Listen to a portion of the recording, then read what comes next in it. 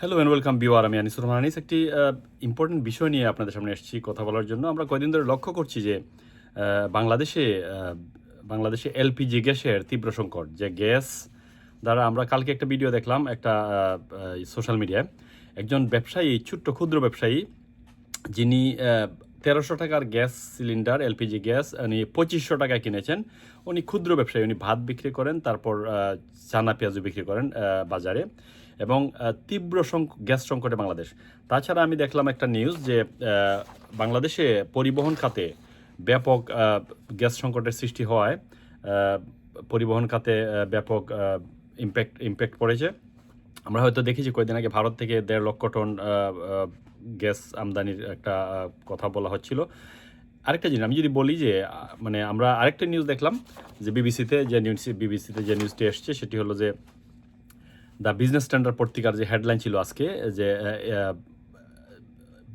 পাকিস্তান থেকে JF-17 যুদ্ধ বিমান নিয়ে বাংলাদেশ যুদ্ধ বিমান কেনার যে প্রক্রিয়া চলছে। কারণ আমার কথা হচ্ছে যে আপনার বাংলাদেশের বর্তমান পরিস্থিতিতে আপনার যুদ্ধ বিমান কিনা জরুরি না গ্যাস সরবরাহ নিশ্চিত করা জরুরি? এমনিতেই আমরা জানি যে যারা বাসাবাড়ি করছেন নতুন করে তারা কিন্তু গ্যাস লাইন পাচ্ছেন না সারা দেশেই। ঢাকা, চট্টগ্রাম, রাজশাহী, সিলেট সহ বিভিন্ন জায়গায় যারা বাসা বাড়ি করছেন তারা কিন্তু গ্যাস পাচ্ছেন না। সিলিন্ডার বা এলপিজি গ্যাসের উপর ডিপেন্ড করে তারা চলছেন। এবং একটা জিনিস খুবই স্পর্শকাতর যে আজকে পাকিস্তান থেকে যুদ্ধ বিমান কিনা হচ্ছে, এবং বাংলাদেশের এয়ারফোর্সের চিফ এয়ার মার্শাল উনি পাকিস্তান ভিজিট করেছেন। পাকিস্তানের বিমান বাহিনীর যে কমান্ডার উনিও বাংলাদেশ ভ্রমণ করেছেন। আমার কি যুদ্ধ বিমান কেনা জরুরি না আমার জীবনের সাথে যুদ্ধ করা জরুরি? যদি জীবনের সাথে যুদ্ধ করা জরুরি হয় তাহলে আমাদেরকে নিশ্চিত করতে হবে যে আমাদের নিত্য প্রয়োজনীয় জিনিসগুলি, যেমন গ্যাস, এলপিজি গ্যাসের উপর ডিপেন্ড করে বাংলাদেশের প্রায় ১.৫ লক্ষাধিক গাড়ি যানবাহন এলপিজি গ্যাসের উপর ডিপেন্ড করে চলে। প্রায় লক্ষ লক্ষ মানুষ এলপিজি গ্যাসের উপর ডিপেন্ড করে তারা দৈনন্দিন রান্নাবান্না করেন, অথবা ছোটো ক্ষুদ্র ব্যবসায়ীরা এলপিজি গ্যাস ব্যবহার করেন। এখন আমি মনে করি অ্যাজ এ বাংলাদেশের একজন সাধারণ নাগরিক হিসেবে I must prefer to ensure the LPG gas delivery across the country where needed, instead of buying JFK fighter plane. এবং এটা আসলেই খুবই দুঃখজনক যে আমি একটা জিনিস যদি আমি বলি যে আমরা যুদ্ধ কার সাথে করব? আমেরিকা গিয়ে ভেনেজুয়েলার প্রেসিডেন্টকে ধরে নিয়ে আসছে। একসময় ছিল আমেরিকা কিউবার যুদ্ধ হয়েছে। আমরা যদি বলি সেকেন্ড ওয়ার্ল্ড ওয়ারের যুদ্ধটা কি সারা পৃথিবীর মানুষের স্বার্থের সাথে সংশ্লিষ্ট ছিল? নো। কয়েকটা জাতিগোষ্ঠীর স্বার্থের দ্বন্দ্বের কারণে সেই যুদ্ধ হয়েছে। ইউক্রেন যুদ্ধ আমরা দেখছি। ইউক্রেন যুদ্ধে যেটা হচ্ছে যে সারা পৃথিবীর বিভিন্ন দেশ ইউক্রেনকে অস্ত্র দিচ্ছে, সাপোর্ট করছে, কিন্তু কাজ কিন্তু কিছুই হচ্ছে না। ইউক্রেন ধ্বংস হচ্ছে, মানুষ মারা যাচ্ছে। সেটাও ব্যবসায়িক ডিলিংস। আমরা হয়তো দেখেছি ইউক্রেন যুদ্ধের পরে রাশিয়া যখন হুমকি দিল সমস্ত ইউরোপে গ্যাস সাপ্লাই বন্ধ করে দিবে, তখন আবার কোল। তো আমি যেটা মনে করি বাংলাদেশ কোনো দেশের সাথে যুদ্ধ করবে এমন মন মানসিকতায় আমাদের রাখা ঠিক না। আমরা 1971 সালে মহান মুক্তিযুদ্ধের মাধ্যমে আমরা যুদ্ধ করে দেশ স্বাধীন হয়েছিল। সেটা এখন স্বাধীন সার্বভৌম দেশ। এখন আপনার স্বাধীনতাকে টিকিয়ে রাখার জন্য যে জিনিসটি করা দরকার সেটি আপনার আভ্যন্তরীণ শৃঙ্খলা রক্ষার জন্য আপনার police, army, navy, air force, BDR আছে, বিজিবি আছে। আপনি যুদ্ধ বিমান কিনেন কার সাথে যুদ্ধ করার জন্য? যুদ্ধ বিমান কেনার একমাত্র উদ্দেশ্য হচ্ছে পাকিস্তানকে খুশি রাখা। যে পাকিস্তান থেকে যুদ্ধ বিমান কেনা, পাকিস্তানের যুদ্ধ বিমানটি কেমন থাকবে সেটাও চিন্তার বিষয়। আমরা দেখেছি ইরানের প্রেসিডেন্টকে যে বিমানে উনি নিখোঁজ হয়েছিলেন, মারা গেছেন, সেই বিমানটি ত্রুটিপূর্ণ ছিল এবং কোন দেশ থেকে আনা হয়েছিল। আমি সেদিকেও যাচ্ছি না।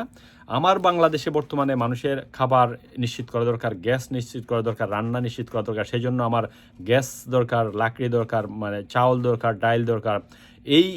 Instead of this I am buying JF-17 যুদ্ধ বিমান আমরা কিনছি, যেটা আসলে বাংলাদেশের বর্তমান পরিস্থিতির সাথে কখনোই যায় না।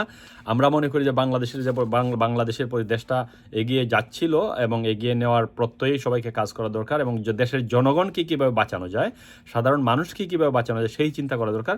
এবং এলপিজি গ্যাসের যদি আমি আরেকটু ব্যাখ্যা দিই, আমরা দেখেছি সারা দেশে প্রায় দেড় লক্ষাধিক প্রায় প্রতি মাসে বাংলাদেশে প্রায় 1,40,000 টন এলপিজি গ্যাস ব্যবহৃত হয় সারা দেশে, এবং এর মধ্যে যানবাহন খাতে 10%। এখন যানবাহন খাতে গ্যাস যে 10%, সেই 10% যদি এনশিওর না করেন, তাহলে সাধারণ মানুষ সারা দেশের যোগাযোগ ব্যবস্থায় যে ইম্প্যাক্ট পড়বে 1.5 লাখেরও বেশি যানবাহনে, সেই ইম্প্যাক্ট থেকে যেটা হবে, পেট্রোল দিয়ে যদি যানবাহন চালানো হয় তাহলে সেই এলপিজি গ্যাসের ব্যবহারটা সেটা কনভার্ট করতে হবে আবার গ্যাস পেট্রোলে। তখন জনগণের দেশের যানবাহনের ভাড়া বৃদ্ধি পাবে, সাধারণ জনজীবনে ইম্প্যাক্ট পড়বে, যেটা থেকে সাধারণ মানুষের যে জনজীবনে সিরিয়াসলি ইম্প্যাক্ট পড়বে। এবং শুধু তাই নয়, ছোট্ট ক্ষুদ্র ব্যবসায়ীরা যারা এলপিজি গ্যাসের উপর নির্ভর করে তারা ব্যবসা পরিচালনা করেন, তাদের টোটাল ব্যবসাতে ইম্প্যাক্ট হবে। ব্যবসাতে ইম্প্যাক্ট হওয়ার পরে জনজীবনে ইম্প্যাক্ট হবে, ফ্যামিলি পারিবারিক লাইফে এটার নেগেটিভ ইম্প্যাক্ট পড়বে।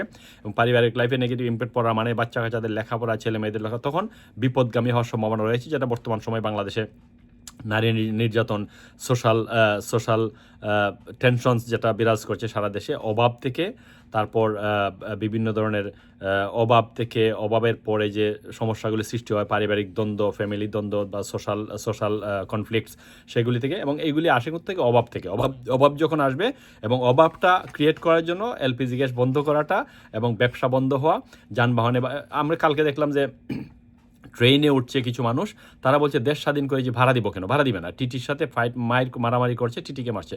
সো এই মেন্টালিটি চেঞ্জ করা দরকার। এখন আমরা যদি একটা জিনিস, যেটা সরকারকে অথবা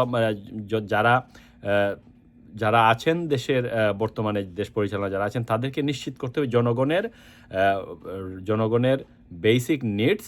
আজকে যদি গ্যাস না থাকে, আজকে যদি মানুষের ঘরে চুলা না জ্বলে, তাহলে কি হবে?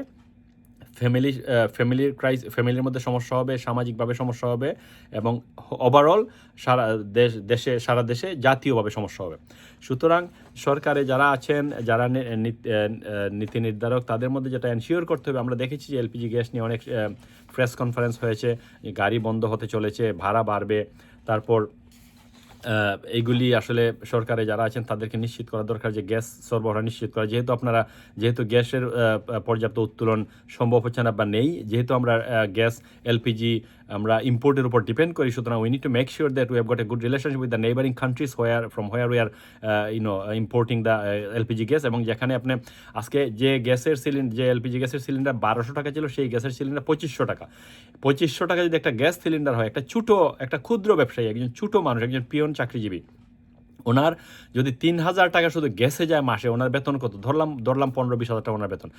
ঘরের ভাড়া, তারপর বাচ্চা ছেলে মেয়েদের লেখাপড়া, তারপরে গ্যাসের পয়সা, তারপরে বাজার সদা, এগুলির পরে একটা ফ্যামিলিতে যে সমস্যা সৃষ্টি হবে, সেই সমস্যাগুলি চিন্তা করে সরকার অথবা যে এনার্জি রেগুলেটরি কমিশন যারা আছেন, তাদেরকে মেক শিওর করতে হবে যে আমরা কোন দেশ থেকে কম দামে, কোথা থেকে খুব কম সময়ে আমরা গ্যাস সরবরাহ করতে হবে। শুধু তাই নয়, আপনারা দেখবেন যে খুব কম সময়ের মধ্যে গার্মেন্টস ইন্ডাস্ট্রিতে, ফ্যাক্টরি ইন্ডাস্ট্রিগুলিতে ইম্প্যাক্ট পড়ে। কারণ গ্যাস সরবরাহ না হলে সেখানে জ্বালানি না পেলে তার উৎপাদন বন্ধ হয়ে যাবে।